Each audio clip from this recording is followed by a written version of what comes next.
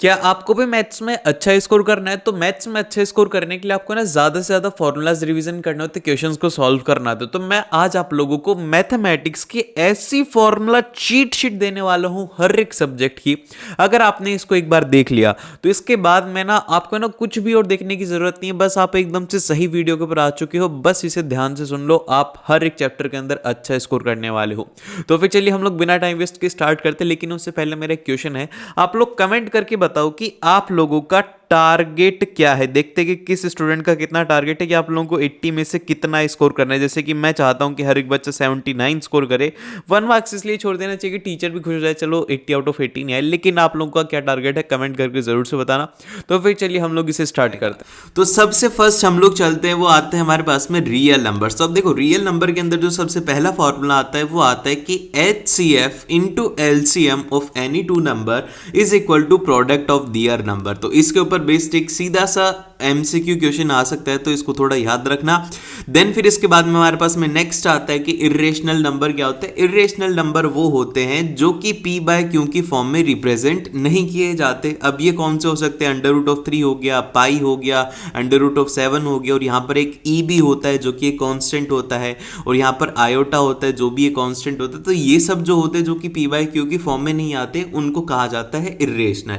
लेकिन वहीं पर ही जो नंबर्स हैं जो कि P/Q की फॉर्म में रिप्रेजेंट किए जाएंगे तो वो कौन से होते हैं? वो होते हैं रेशनल नंबर। जैसे कि -2 हो गया, ये पॉजिटिव नेगेटिव हो सकते हैं, और इसके अंदर P एंड Q क्या होते हैं? ये को प्राइम नंबर होते हैं। ठीक है, आपको बस इतना सा सिंपल सा याद रखना है। देन फिर इसके बाद में हमारे पास में जो नेक्स्ट आता है वो आता है पॉलिनोमियल। अब देखो पॉलिनोमियल से रिलेटेड क्वेश्चन क्या आता है कि डिग्री क्या रहेगी। तो आपको बेसिकली याद रखना है कि कोई भी एक पॉलिनोमियल है, जैसे कि P ऑफ x है, वो है ax की power n plus of b of x की पावर n-1। यहाँ पर जो पावर है x की वो कंटिन्यूसली डिक्रीज होती जाएगी। अगली जो टर्म आएगी वो आएगी n-2, उससे अगली जो टर्म आएगी वो आएगी n-3। तो इस तरीके से x की पावर रिड्यूस होती जाएगी, और लास्ट के अंदर बचेगा कांस्टेंट जहां पर x की पावर 0 हो जाएगी। ठीक है, तो अब अगर हम बात करें कि डिग्री ऑफ पॉलिनोमियल क्या रहेगा, तो डिग्री ऑफ पॉलिनोमियल होती है highest power of x in p of x। इसके अंदर जो हाईएस्ट पावर है वही रहती है उस पॉलिनोमियल की डिग्री। जैसे कि इसके अंदर इसकी डिग्री की बात करें तो यहाँ पर हाईएस्ट पावर है x की पावर n, तो इसकी डिग्री क्या हो जाएगी? वो हो जाएगी n, इसकी डिग्री हो जाएगी। जो लीनियर होते हैं उनके लिए डिग्री होती है 1, क्योंकि यहाँ पर बस एक x के ऊपर 1 पावर रहती है। और जो क्वाड्रेटिक पॉलिनोमियल होते हैं इनके लिए डिग्री रहती है 2, जैसे कि ax² plus bx plus c। जरूरी नहीं है कि सिर्फ और सिर्फ 2 होगा, उससे कम भी प्रेजेंट हो सकते हैं, और ऐसा भी हो सकता है कि उसके अंदर कांस्टेंट ना भी हो, ये x वाली टर्म भी ना भी हो, तो भी उसकी डिग्री 2 ही रहेगी। और इसी तरीके से क्यूबिक के लिए उसकी डिग्री रहती है 3। देन फिर इसके बाद में जो इसका नेक्स्ट पॉइंट आता है वो आता है जीरो ऑफ पॉलिनोमियल। जीरो क्या होता है? बेसिकली उसका रूट होता है, जिसमें क्या होता है कि एक ऐसी वैल्यू ऑफ x रहती है जिसके लिए कि जो p ऑफ x है वो 0 हो जाएगा। जैसे कि एग्जांपल के तौर पर हमें एक इक्वेशन दी हुई ax² प्लस bx, और यहाँ पे कहा गया है कि जो 2 है वो है इसका रूट। देन क्या होगा? तो आप क्या करेंगे, p ऑफ x आपने सपोज कर लिया कि ax² प्लस bx जो कि आपको गिवन है, और इसमें कहा गया है कि 2 इस रूट, तो मतलब क्या होगा? p ऑफ 2 क्या हो जाएगा? वो हो जाएगा 0।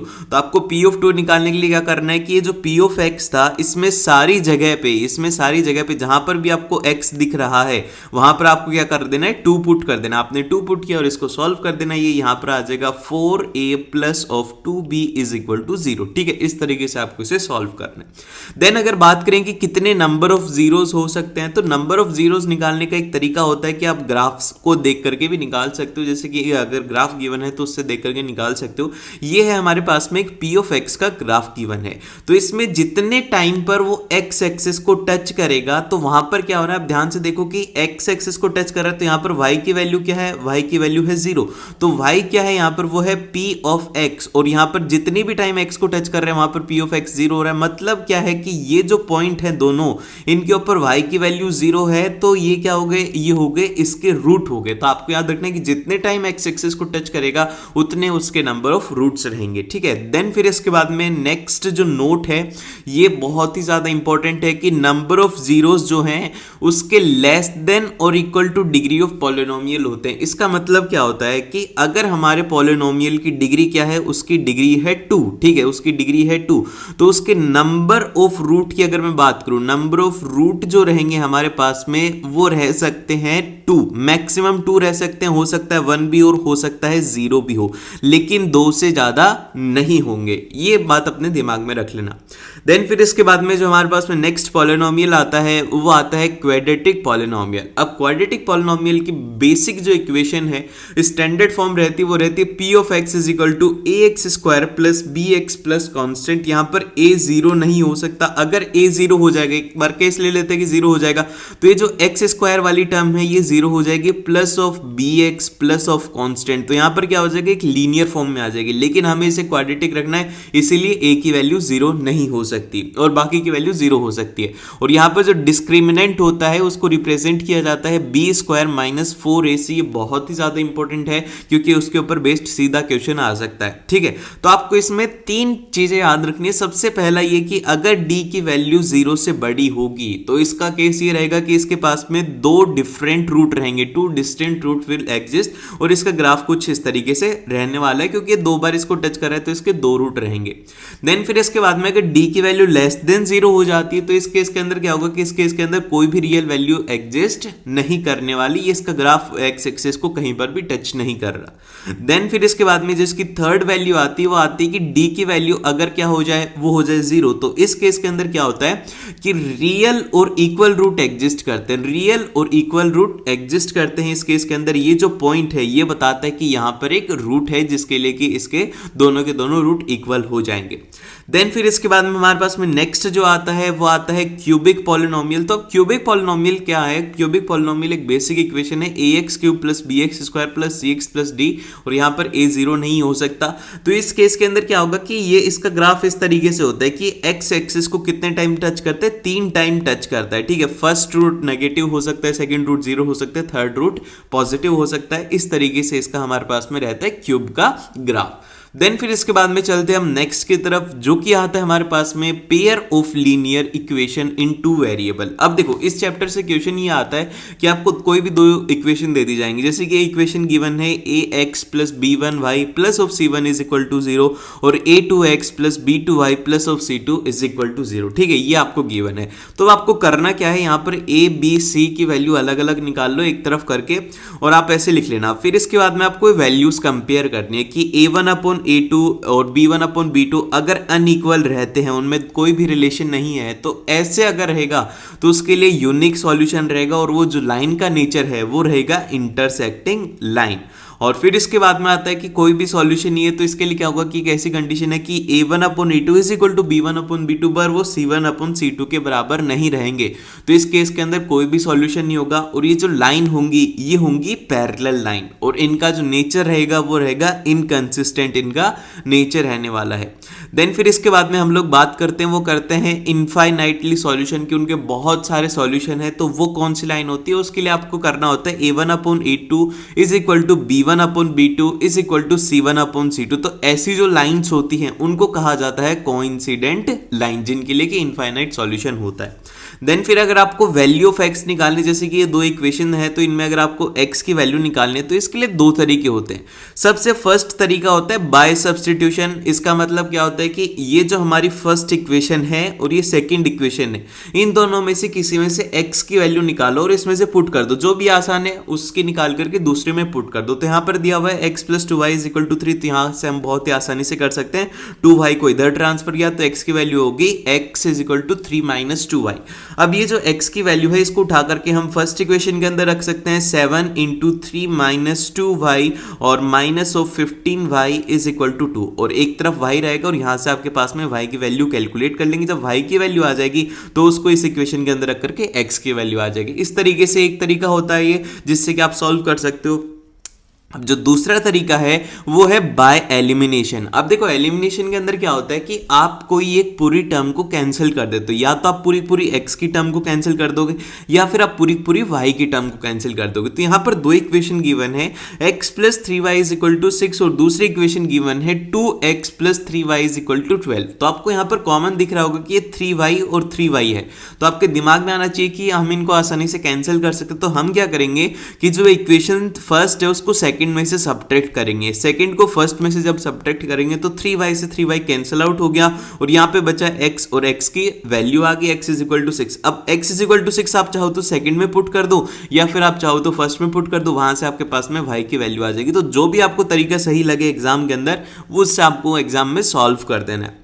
देन फिर इसके बाद में हमारे पास में जो नेक्स्ट आता है वो आता है क्वाड्रेटिक इक्वेशन। अब देखो क्वाड्रेटिक इक्वेशन जो है उसमें जो क्वेश्चन आते हैं वो आते हैं नेचर ऑफ रूट्स पे, ठीक है। तो हम नेचर ऑफ रूट्स डिस्कस करते हैं, लेकिन उससे पहले थोड़ा सा बेसिक देखो, वो ये है कि बेसिक क्वाड्रेटिक इक्वेशन रहेगी वो रहेगी ax square plus of bx plus constant, यहाँ पर a जीरो नहीं रहेगा और इसके दो रूट रहेंगे अल्फा और बीटा, और अल्फा बीटा इसके रूट रहने वाले। अब हम बात करते हैं कि इस क्वाड्रेटिक इक्वेशन का सॉल्यूशन किस तरीके से होता है। दो तरीके होते हैं। सबसे पहला जो तरीका होता है वो होता है क्वाड्रेटिक फॉर्मूला, जो कि आप अभी याद कर लो। वो है कि अगर आपको x की वैल्यू निकालनी है तो वो होता है minus of b plus minus, यहां पर आ जाता है, मैं एक बार कलर चेंज कर लेता हूं, minus of b plus minus of, यहां पर याद रखो ये होता है पॉजिटिव और नेगेटिव। अगर अल्फा चाहिए तो उसके लिए पॉजिटिव रखना है और अगर बीटा चाहिए तो उसके लिए नेगेटिव रखना है। देन फिर इसके बाद में क्या होता है कि under root of B square minus 4ac divided by 2a, इसको आप थोड़ा सा सिंप्लीफाई करके लिख सकते हो minus of b plus minus under root of d divided by में 2a, क्योंकि d की वैल्यू क्या होती है, वो होती है हमारे पास में b square minus of 4ac। तो इसको हम ऐसे भी सिंप्लीफाई करके लिख सकते हैं। देन फिर इसके बाद में यहाँ पर जो d है वो होता है b स्क्वायर माइनस 4ac, जो कि इसका डिस्क्रिमिनेंट होता है। अब इसके बाद में जो सबसे इंपॉर्टेंट टॉपिक है जिससे कि क्वेश्चन आएगा ही आएगा, आपको एग्जाम के अंदर देखने को मिलेगा इस सेकंड वाले पॉइंट से, वो ये है कि nature of root. Nature of root क्या रहेगा, अब d इज ग्रेटर देन 0, तो इस केस के अंदर रियल और अनइक्वल रूट रहेंगे, लेकिन जो रूट है उनकी वैल्यू रहेगी minus of b plus minus under root of d upon में 2a। तो आपको वैल्यू भी याद रख लेने की यार, अगर d की वैल्यू ग्रेटर देन 0 है तो ये वाला फॉर्मूला लगा करके सीधी सी वैल्यू निकाल लेनी है। और अगर मान लो कि d की वैल्यू 0 हो जाती है, बहुत बार क्वेश्चन के अंदर आएगा कि the quadratic equation having the equal solution, तो उस केस के अंदर आपको क्या करना है कि d की वैल्यू को 0 करना है। और अगर आपको रूट निकालने हैं तो वो सीधे रूट होते हैं x is equal to minus of b by 2a। आपको ये फॉर्मूला लगाने की जरूरत ही नहीं है, क्वाड्रेटिक फॉर्मूला सीधा आपके पास में रूट आ जाएंगे। देन फिर अगर आपके पास में d लेस देन 0 होता है तो इस केस के अंदर क्या होता है कि आप देख रहे हो कि ये जो d है ये होता है अंडर रूट में, अगर ये नेगेटिव हो जाएगा, अंडर रूट के अंदर नेगेटिव टर्म एग्जिस्ट ही नहीं करती, इसीलिए कोई भी रियल रूट नहीं बनेगा। तो जहां पर भी आ जाए कि d इज लेस देन 0, वहां पर हाथों हाथ लिख देना कि कोई भी रियल रूट एग्जिस्ट नहीं करेगा, आगे सॉल्व करने की जरूरत नहीं है। फिर इसके बाद में आता है हमारे पास में वो आता है अर्थमेटिक प्रोग्रेशन, मतलब AP। इसके अंदर इसके फॉर्मूलाज इंपॉर्टेंट है और इसमें कोई भी कंसेप्ट नहीं है, बेसिक है, आपको पूरे सिंपल से फॉर्मूलाज लगाने और आपको सॉल्व करते जाना है। तो इसके अंदर क्या होता है कि अगर एक कोई फर्स्ट टर्म है जैसे कि 1 है और सेकंड है 2 और थर्ड है 3 और फिर फोर्थ है 4, तो यहाँ पर क्या हो रहा है कि सभी के अंदर +1 का एडिशन होते जा रहा है, ठीक है, सभी के अंदर +1 का एडिशन हो रहा है। तो ऐसी टर्म होती हैं जिनके अंदर कंटिन्यूअस में एक सीक्वेंस के अंदर कोई नंबर ऐड होता है, उसको कहते हैं AP। अब जैसे कि ये है, ये हो गया A, नेक्स्ट टर्म क्या होगी वो होगी A प्लस D, फिर थर्ड टर्म क्या होगी वो होगी A प्लस 2D, फिर फोर्थ टर्म क्या होगी वो होगी A प्लस 3D। तो इस तरीके से कंटिन्यू में सिक्वेंस चलता जाएगा और जो फर्स्ट टर्म होती है उसको रिप्रेजेंट किया जाता है A से और सेकेंड टर्म को हम लिखते हैं A प्लस D से। और यहाँ पर जो D है वो होता है कॉमन डिफरेंस, जिसकी की वैल्यू होती है next term minus of previous term. जैसे कि अगर आपको वैल्यू निकालने D की तो A2 माइनस आपको A1 करना पड़ेगा और ये सभी की वैल्यू सेम रहती है, चाहे से आप A3 माइनस A2 कर लो, A4 माइनस A3 कर लो, D की वैल्यू हमेशा ही कांस्टेंट रहती है। और D जो है वो हमारा हो सकता है पॉजिटिव भी हो सकता है, नेगेटिव भी हो सकता है और ये 0 भी हो सकता है। अगर आपके पास में D की वैल्यू नेगेटिव आ रही है तो घबराने की जरूरत नहीं है, आप सही कर रहे हो, ठीक है। देन फिर इसके बाद में आता है कि अगर आपको कोई भी nth टर्म निकालनी है, जैसे कि फॉर एग्जांपल के लिए 20 टर्म है हमारी एपी के अंदर और आपको 18th टर्म निकालने की 18th टर्म निकालनी है, तो उसके लिए फॉर्मूला हमने निकाला है वो ये है कि an, मतलब कि अगर आपको a80 निकालना है तो यहाँ पर n की वैल्यू कितनी होगी, वो हो गई 18, ठीक है। वो रहता है a plus of n minus 1 into D, और फिर इसके बाद में आप n की वैल्यू पुट करके आसानी से सॉल्व कर सकते हो। अगर आपको लास्ट टर्म निकालनी है तो उसको रिप्रेजेंट किया जाता है l से, और वो होता है a plus of n minus 1 into D. Then फिर इसके बाद में अगर हम बात करें नेक्स्ट जो आता है वो आता है कि nth टर्म फ्रॉम एंड, की अगर एंडिंग से आपको बोला जाए कि nth टर्म होती है तो वो कैसे निकालोगे, तो उसको निकालने का तरीका बहुत ज्यादा आसान होता है। वो होता है कि लास्ट टर्म जो है वो हो जाती है फर्स्ट टर्म, और फिर इसके बाद में आपको माइनस करने देना होता है n माइनस 1 इंटू डी। बस इसके फॉर्मूला के अंदर इतना सा चेंज है, अगर एंड है तो वहां पर l आ जाता है और माइनस आ जाता है n minus 1 into D. Then फिर अगर हम बात करें कि sum of nth term of AP कितनी, अगर हमारे पास में 10 टर्म है तो उनका सम अगर निकालना है तो उसका फॉर्मूला रहता है Sn is equal to n by 2 into 2a और plus of n minus 1 into D. और यहां पर अगर बात करें an की वैल्यू अगर सिर्फ और सिर्फ आपको निकालनी है, ऐसा कह दिया जाए कि आपको 7th जो टर्म है उनका सम गिवन है, मतलब S7 की वैल्यू गिवन है और उसी के साथ में एक वैल्यू गिवन है S6 की, तो आप यहां से बहुत ही आसानी से an की वैल्यू निकाल सकते हो, कि मतलब A7 की वैल्यू निकाल सकते हो अगर आपको ये वैल्यूज गिवन है Sn की और Sn माइनस 1 की, ठीक है। देन फिर इसके बाद में हमारे पास में जो नेक्स्ट चैप्टर आता है वो आता है लाइंस हैं वो 2 डायमेंशन के अंदर, ठीक है। अब इसमें सबसे पहला कंफ्यूजन तो हमें यही हो जाता है कि हॉरिजॉन्टल होती है वो एक्स एक्सिस होती है, तो उसको हम कहते क्या हैं, बहुत सारे बच्चे इसमें कंफ्यूज रहते हैं, एब्सिस कहते हैं फिर ऑर्डिनेट कहते हैं। तो अभी याद कर लो, हॉरिजॉन्टल एक्सिस को कहा जाता है एक्स एक्सिस और इसका नाम होता है वो होता है एब्सिसा, और जो वर्टिकल होती है उसको कहा जाता है वाई एक्सिस और इसका नाम होता है वो होता है ऑर्डिनेट, ठीक है। ये दोनों अलग अलग होती हैं, एक को याद रख लो, दूसरे वाली का अपने आप पता रहेगा कि यार दूसरा नाम जो है वो वाई एक्सिस के लिए रहेगा।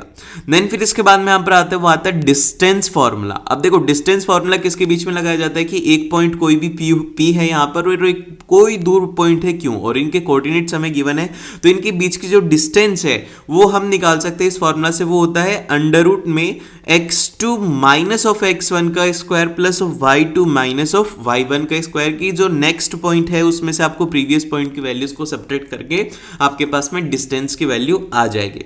देन फिर इसके बाद में आता है सेक्शन फार्मूला। सेक्शन फार्मूला जो है इसको इंपॉर्टेंट मार्क कर लो, अगर क्वेश्चन आएगा तो सीधा 3 नंबर के अंदर आने वाला है, ठीक है। तो इस सेक्शन फार्मूला के अंदर क्या होता है कि कोई भी एक ए पॉइंट है और एक है हमारे पास में ये बी पॉइंट, ठीक है। ये है एक लाइन के ऊपर और इनमें कोई भी एक पी पॉइंट है बीच में जो कि इनको स्प्लिट कर रहा है m1 रेशियो m2 के अंदर, ठीक है। m1 रेशियो m2 के अंदर इनको क्या कर रहा है, स्प्लिट कर रहा है। तो अगर हमें निकालनी है कि p के कोऑर्डिनेट क्या होंगे, तो इसके लिए हमारे पास में फॉर्मूला रहता है वो ये रहता है कि m1 into x2 plus minus of m2 into x1 divide by में आ जाता है m1 plus minus of m2। और अगर आपको इंटरनली कह दिया जाए कि इंटरनली बाइसेक्ट कर रहा है तो आपको प्लस लेना है, और अगर कहा जाए कि एक्सटर्नली कर रहा है तो उसके लिए आपको माइनस करना है, ठीक है। बस इसमें इतनी सी बात याद रखो, एक टर्म 1 की रहेगी तो दूसरी वाली जो टर्म है वो रहने वाली है 2 की, अगर m1 है तो उसके साथ में आएगा x2, ठीक है। देन फिर इसके बाद में हमारे पास में आता है वो आता है कि अगर हमें y कोऑर्डिनेट निकालने हैं तो जिस तरीके से x कोऑर्डिनेट निकाला था उसी तरीके से हम लोग y कोऑर्डिनेट निकालेंगे। तो वो क्या हो जाएगा, वो हो जाएगा m1 into Y plus minus of m2 into y1, ठीक है। y2 और y1 को अलग अलग करेंगे, पहले y2 आती फिर y1 वाली टर्म आती है और नीचे हमें m1 प्लस m2 करना है। और अगर कह दिया जाए कि आपको इसका मिड पॉइंट निकालना है ab का, तो इसके लिए लगाने की जरूरत ही नहीं है, आपको सीधा फॉर्मूला याद होना चाहिए कि x1 प्लस x2 करना है और उसको हाफ कर देना है, y1 प्लस y2 करना है और उसको हाफ कर देना, वहां से हमारे पास में उसके मिड पॉइंट की वैल्यू आ जाएगी, ठीक है। देन फिर इसके बाद में आते हैं यहाँ पर नेक्स्ट फॉर्मूला जो कि है एरिया ऑफ ट्राइंगल। देखो इससे रिलेटेड क्वेश्चन बहुत ही कम आते हैं, लेकिन फिर भी एक बार आप अपनी सेफ्टी के लिए याद रख लो कि half of x1 into y2 minus y3 plus of x2 into y2 minus y1 plus of x3 into y1 minus y2, तो ये होती है एरिया की वैल्यू। देन फिर यहाँ पर एक और जो पॉइंट आता है वो आता है सेंट्रोइड सेंट्रोइड की वैल्यू क्या होती है? सेंट्रोइड की वैल्यू होती है x1 plus x2 plus x3 bye 3 और y की वैल्यू होती है वो होती है y1 plus y2 plus y3 divide by में 3। ठीक है, और यहाँ पर एक इंपॉर्टेंट पॉइंट मैंने लिखा हुआ है क्योंकि बहुत बार एग्जाम के अंदर आता है कि फॉर द कोलिनियर पॉइंट, मतलब कोलिनियर का मतलब ये होता है कि एक ए पॉइंट है और एक बी पॉइंट है और एक सी पॉइंट, ये तीनों के तीनों पॉइंट क्या हैं? एक ही लाइन के अंदर लाई कर रहे हैं। तो ऐसे जो पॉइंट होते हैं इनको कहा जाता है कोलिनियर पॉइंट। तो इनका जो एरिया ऑफ ट्राइंगल होता है वो होता है 0। तो ऐसे केस के अंदर ये वाला एरिया ऑफ ट्राइंगल काम में आता है। तो इसके लिए आपको ये फॉर्मूला याद रखना है। देन फिर इसके बाद में हमारे पास में जो नेक्स्ट आता है वो आता है ट्राइंगल्स। अब देखो ट्राइंगल्स के अंदर कुछ कुछ प्रॉपर्टीज हैं जो कि आपको याद रखने, सीधा प्रॉपर्टी के ऊपर बेस्ड ही क्वेश्चन आते हैं। तो सबसे फर्स्ट जो आता है कि if two triangles are similar, अगर मान लो कि हमारे ये एल एम एन है और ये जो पी क्यू आर है ये दोनों के दोनों हो जाते हैं सिमिलर, तो क्या क्या कंडीशन होंगे? तो सबसे पहली तो रहेगी कि करस्पॉन्डिंग एंगल्स आर इक्वल, इनके करस्पॉन्डिंग एंगल इक्वल होंगे। Angle L is equal to angle P, angle M is equal to angle Q और angle n is equal to angle r, जो कि मैंने इस फिगर में भी बता रखा है आपको। तो इस तरीके से आपको ये याद रखने की करस्पॉन्डिंग एंगल इनके बराबर रहेंगे। ठीक है, देन फिर इसके बाद में जो इनके साइड का जो प्रपोर्शन है वो भी सेम रहेगा, जैसे कि एल एम हो गया, पी क्यू हो गया, L M upon P Q is equal to M N upon में क्यू आर और is equal to N L में अपॉन में पी आर। ये आपको पॉइंट जरूर से याद रखने, काफी ज्यादा इंपॉर्टेंट है, इसको अभी नोट डाउन कर लो। इसके बाद में आता है इसका सेकंड पॉइंट। तो देखो ये जो सेकंड पॉइंट है इससे रिलेटेड क्वेश्चन आएगा ही आएगा। या तो आपको कह दिया जाएगा कि ये इसके पैरेलल है तो आपको ये प्रूव करना होगा, और अगर आपको ये दे दिया गया है तो आपको ये प्रूव करना है। बहुत ही ज्यादा इंपॉर्टेंट है ये वाला कंसेप्ट। वो ये है कि if a line divide any two side of a triangle in the same ratio, कि अगर कोई भी एक लाइन है जो कि इसकी साइड है, जैसे कि ये ए बी है और AC है, इनको अगर इक्वल रेशियो के अंदर डिवाइड कर रही है, then the line is parallel to third side. ये है थ्योरम, इसको याद रखो। इसका कहने का मतलब ये है कि if DE is parallel to BC, ये इसके बराबर है, तो ये होगा कि AD ये वाली टर्म है और ये हो जाएगा DB, ये क्या है? इनका रेशियो बराबर रहेगा AE अपॉन में EC के। ये आपको जरूर से याद रखना है। ठीक है, बहुत ही ज्यादा इंपॉर्टेंट है क्योंकि बहुत बार ऐसे क्वेश्चन आ जाता है एग्जाम में।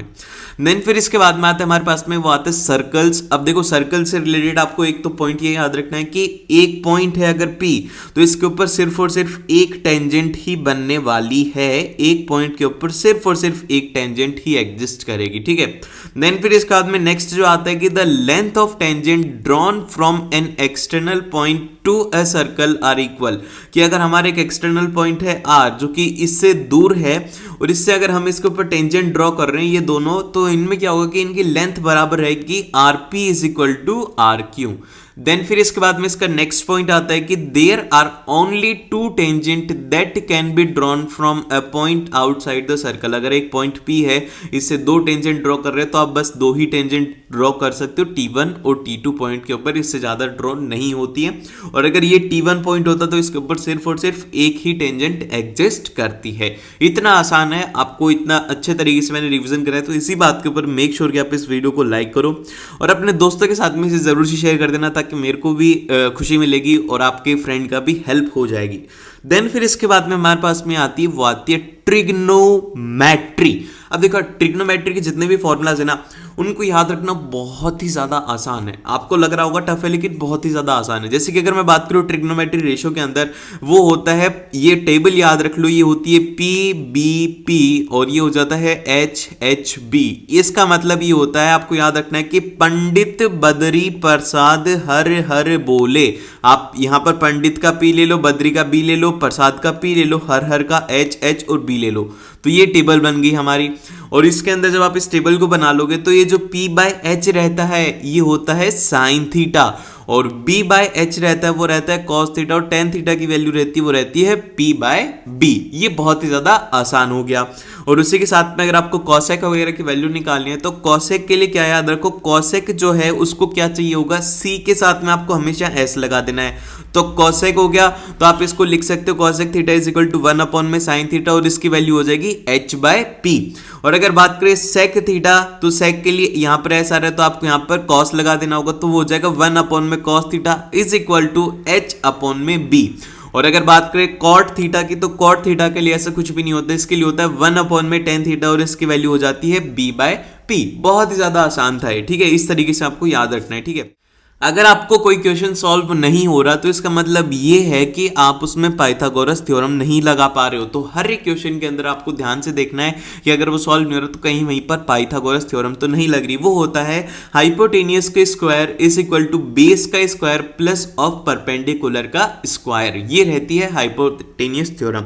देन फिर ये होगी हमारे पास में वैल्यूज। तो वैल्यूज आपको याद रखना है कि साइन थीटा ऑफ जीरो कितना रहता है, वो रहता है 0, 30 के ऊपर हाफ रहता है, 45 के ऊपर 1 में √2 रहता है, और 30 के ऊपर मतलब 60 डिग्री जो है उसके ऊपर रहता है √3/2, और 90 डिग्री के ऊपर इसकी वैल्यू रहती है 1। और इसी तरीके से cos थीटा की याद रख लो, tan थीटा की आप आसानी से बना सकते हो sin थीटा अपॉन में cos थीटा करके। अगर याद नहीं है तो इस तरीके से करके आप बहुत ही आसानी से जल्दी से इनकी वैल्यूज निकाल सकते हो। देन फिर यहां पर आती है ट्रिग्नोमेट्रिक आइडेंटिटीज। तो ट्रिग्नोमेट्रिक आइडेंटिटी नंबर 1 आती है, वो आती है cos square theta plus of sin square theta is equal to 1 रहता है। और अगर आप इस पूरी इक्वेशन को क्या कर दोगे, sin स्क्वायर थीटा से अगर डिवाइड कर दोगे तो आपके पास में जो नेक्स्ट इक्वेशन बनेगी वो बनेगी tan square theta plus of 1 is equal to sec square theta. और एक बार हमने sin स्क्वायर थीटा से किया, अब इसको cos स्क्वायर थीटा से करेंगे तो क्या बनेगी, इसकी थर्ड इक्वेशन बन जाएगी, वो हो जाएगी cot square theta plus 1 is equal to cosec square theta. तो ये 3 इक्वेशन है, ये तीनों की तीनों याद रख लो तो आपको अच्छे से इसमें कोई भी मतलब क्वेश्चन नहीं रुकने वाला।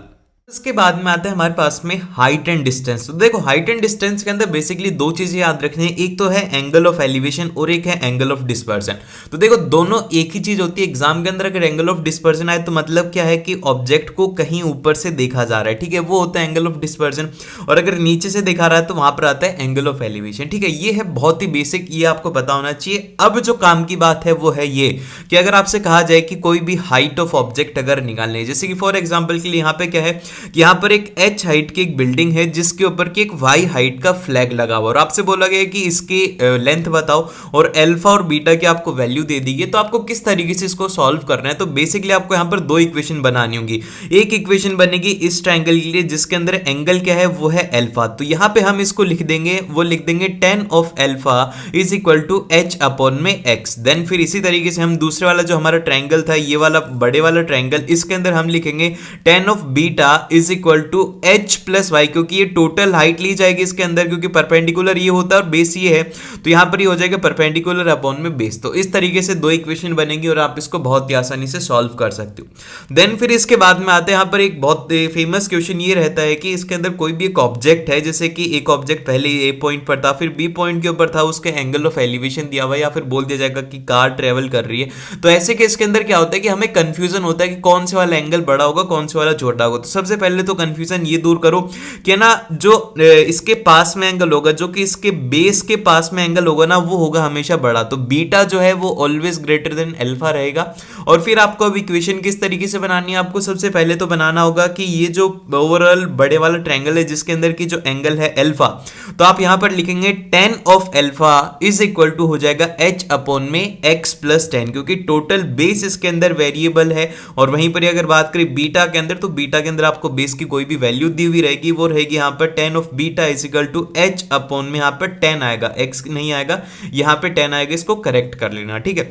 देन फिर इसके बाद में चलते हैं हम नेक्स्ट की तरफ, जो कि आता है अब एरिया रिलेटेड टू सर्कल। हम देखो इसके अंदर सबसे फर्स्ट तो आपको पता है कि एरिया ऑफ जो हमारा सर्कल होता है वो होता है पाई आर स्क्वायर, और उसका सर्क्यूमफेरेंस होता है वो होता है 2 पाई आर, आर होता है यहाँ पे रेडियस।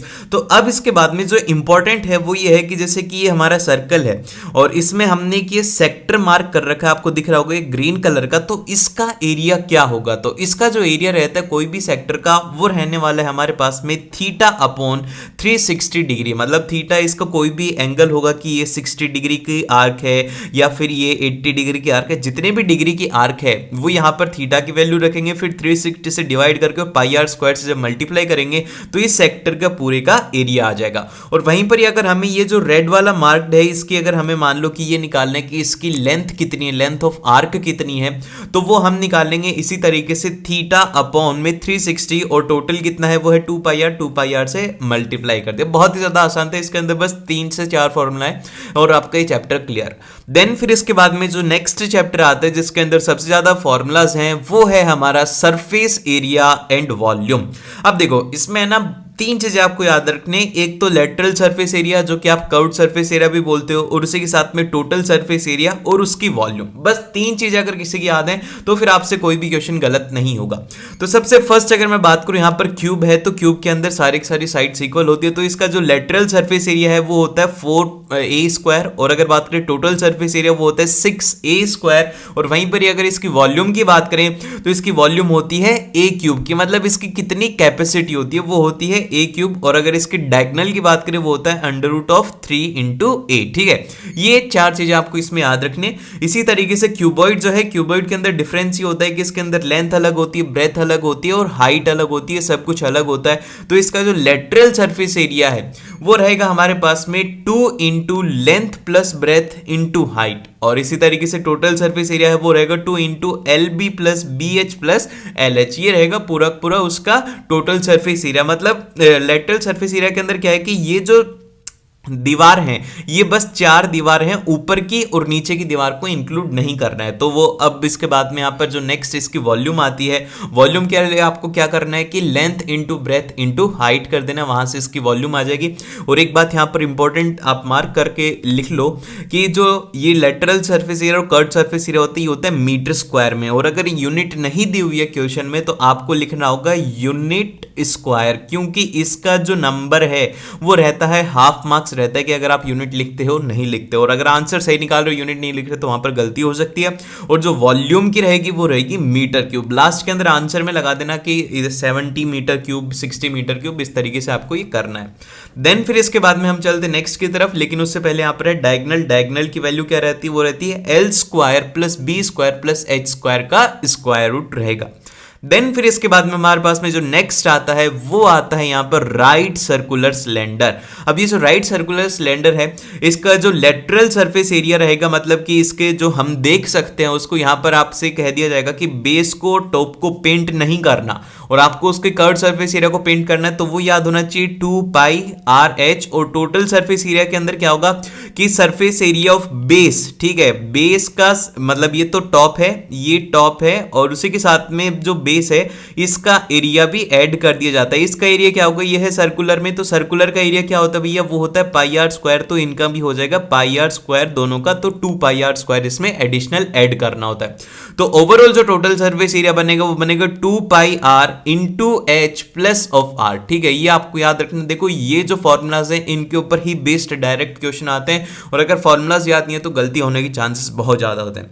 फिर इसके बाद में अगर वॉल्यूम की बात करें तो वॉल्यूम होती है वो होती है πr²h। ठीक है, इसके अंदर कोई भी एडिशनल टर्म नहीं है। फिर इसके बाद में आता है होलो सिलेंडर। अब होलो सिलेंडर क्या होता है कि जिसके अंदर की खालीपन होता है, जैसे कि ये है, इसके अंदर ये वाला जो एरिया है, इनर सरफेस, ये जो पूरा मैं मार्क कर रहा हूं, ये वाला सरफेस है, ये पूरा का पूरा इसमें खाली रहता है, बस इसके अंदर यहां से लेकर के यहां तक इसमें मटेरियल रहता है। तो इसका जो हम अगर लेटरल सरफेस एरिया की बात करें तो वो रहता है हमारे पास में 2πh × r + r, क्योंकि टोटल रेडियस है हमें यहां पर लेनी होगी तो वो हो जाएगी r + r।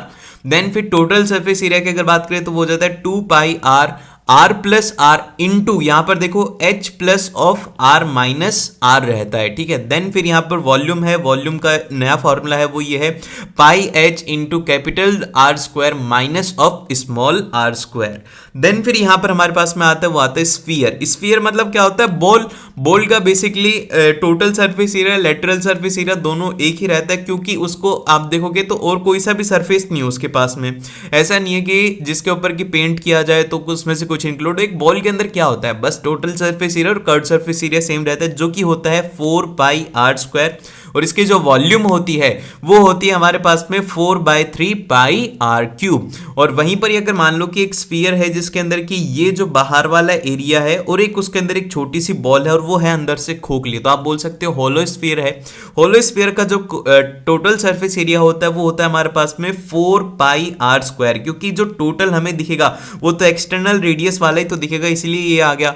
और अगर वॉल्यूम की बात करें तो वो हो जाता है 4/3 R³ -r³। देन फिर इसके बाद में हमारे पास में आता है हेमिस्फीयर। अब देखो हेमिस्फीयर के अंदर अगर हम लेटरल सरफेस एरिया की बात करें तो वो रहता है 2πr²। बहुत ही मतलब जो है स्फीयर था उसका आधा कर दो, लेकिन जो टोटल सरफेस एरिया है वो होता है यहाँ पर 3πr² होता है, क्योंकि 2πr² तो इसका लेटरल सरफेस एरिया होगा जो कि हमें दिखता है, लेकिन एरिया ऑफ टॉप भी तो रहेगा नहीं। आप देख रहे हो ना इसमें कटोरी के जैसा है, ये तो कटोरी के जैसा है तो उसके ऊपर कुछ ना कुछ एरिया ऊपर का भी रहता है, तो वो ऐड होकर के यहाँ पे इसका बन जाता है 3πr², और इसकी जो वॉल्यूम रहती है वो रहती है 2/3πr³। देन फिर इसके बाद में हमारे पास में आता है वो आता है राइट सर्कुलर कोन। तो जो राइट सर्कुलर कोन है उसके अंदर एक नई टर्म आती है, वो आती है स्लेंट हाइट, जिसको कि रिप्रेजेंट करा जाता है एल से। और ये किस तरीके से होती है कि ये जो आपने जैसे टोपी देखी होगी हैप्पी बर्थडे वाली, तो हैप्पी बर्थडे वाली जो टोपी होती है उसके ऊपर ये इस तरीके से इंक्लाइंड जो होता है इसको कहा जाता है स्लेंट हाइट। ये एच हाइट के ऊपर रहती है और इसके साथ में आर रेडियस इसका रहता है। स्लेंट हाइट की जो वैल्यू रहती है वो रहती है हमारे पास में √h² प्लस ऑफ r²। और वहीं पर अगर इसके लेटरल सरफेस एरिया की बात करें तो वो रहता है πrl, और l की वैल्यू आप यहां पर रख दीजिए तो आपके पास में आंसर आ जाएगा। फिर टोटल सरफेस एरिया जो रहता है वो रहता है πr × l + r रहता है। ये है स्लेंट हाइट। यहां पर हाइट का कहीं पर भी काम नहीं, हाइट का काम है बस और बस वॉल्यूम के अंदर। तो वॉल्यूम के अंदर इसकी जो हाइट रहती है वो रहती है 1/3πr² एच, वहां पर आता है इसमें हाइट का काम, और सारी जगह पर क्या है वो है स्लेंट हाइट।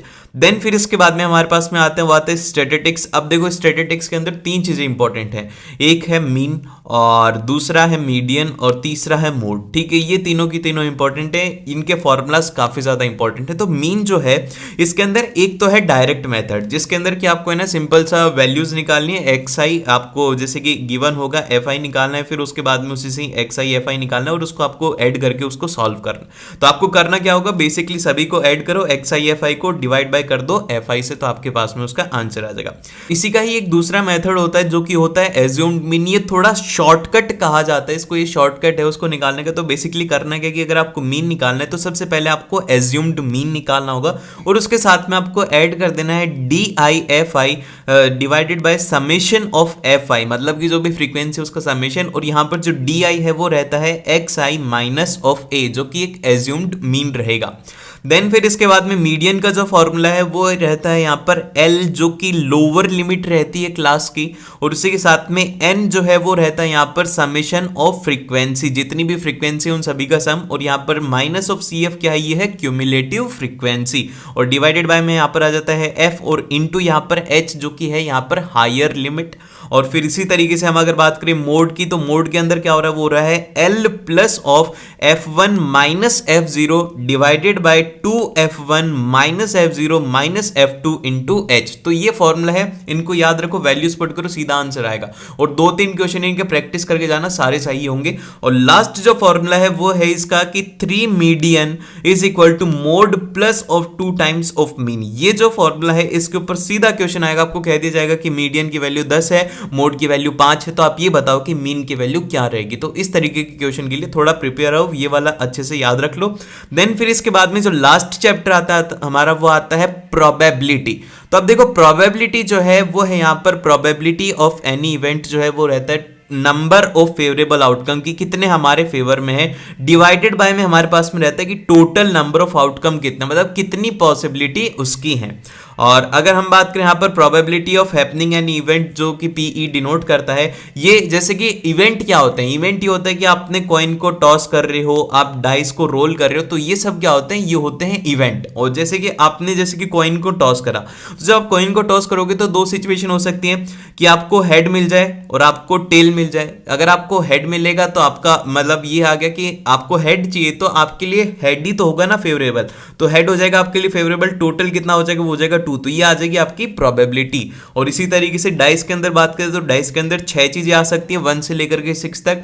तो यहाँ पर टोटल नंबर ऑफ आउटकम हो जाएंगे वो हो जाएंगे 6। और यहाँ पर अगर बात करें फेवरेबल कितना है, जैसे कि आपको बोल दो कि भैया मेरे को 3 नंबर चाहिए, तो आपका 3 नंबर कितनी बार आ सकता है, वो आ सकता है 1 बार, और 1/6 होगी इसकी प्रोबेबिलिटी। लेकिन अगर वहीं पर ही 2 डाइस को रोल कर देते हैं एक साथ, तो यहाँ पर बहुत सारे कॉम्बिनेशन बनेंगे, 1-1 का, 1-2 का, 1-3 का, फिर इसके बाद में बन जाएगा 2-1 का, टू टू का, ऐसे करके लास्ट में 36 कॉम्बिनेशन बनते हैं। और ऐसा क्वेश्चन आता है कि ऐसी पॉसिबिलिटी निकालो कि उनके अंदर उनका सम 10 हो, तो आपको सभी प्रोबेबिलिटी निकालनी है, फेवरेबल निकालनी, डिवाइड बाय में ये करके आपको सॉल्व कर देना है। और हमेशा याद रखना कि जो प्रोबेबिलिटी है वो ग्रेटर देन 0 या फिर इक्वल टू 0 हो सकती है और 1 से बड़ी नहीं हो सकती। ये हमेशा बात याद रखना कि प्रोबेबिलिटी 1 से ज्यादा नहीं हो सकती, 1 हो सकती है पर 1 से ज्यादा नहीं हो सकती। अगर आपने इस वीडियो को यहां तक देखा है तो मतलब आपका कंप्लीट रिवीजन हो चुका है। तो कमेंट सेक्शन में जरूर से लिखना द एंड, क्योंकि यहां तक लास्ट तक बहुत ही कम स्टूडेंट आते हैं। जो आते हैं वो मतलब बहुत ही अच्छे तरीके से उनकी प्रिपरेशन हो चुकी है। All the very best for your exam, और मिलते हैं आप लोगों को नेक्स्ट वीडियो में। मेक श्योर कि आप इस वीडियो को लाइक करो और शेयर करो और सब्सक्राइब कर लेना ऐसी ही और वीडियोस के लिए।